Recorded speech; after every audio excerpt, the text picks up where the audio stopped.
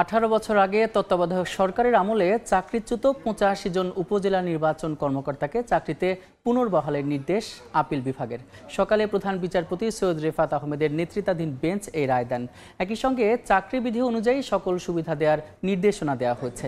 2005 সালের 3 সেপ্টেম্বর সরকারি কর্ম কমিশন 327 জনকে উপজেলা নির্বাচন কর্মকর্তা হিসেবে অস্থায়ীভাবে নিয়োগ দেয়। বিএনপি জামাত জোট সরকারের আমলের এই নিয়োগ নিয়ে বিতর্ক তৈরি হলে 2007 সালে তত্ত্বাবধায়ক সরকার তাদের মূল্যায়ন পরীক্ষা নেয়। পরীক্ষার পর 327 জনের মধ্যে 85 জনকে একই বছরের 3 সেপ্টেম্বর চাকরিচ্যুত করা হয়। এরপর শুরু হয় আইনি লড়াই। 18 বছর পর চাকরি ফিরে পেয়ে উচ্ছ্বসিত নিয়োগ বঞ্চিতরা। আমরা আজকে খুবই আনন্দিত যে আমরা এই 85টা পরিবার অনেক দিন রাস্তায় ঘুরেছি, আজকে আমরা ন্যায় বিচার পেয়েছি।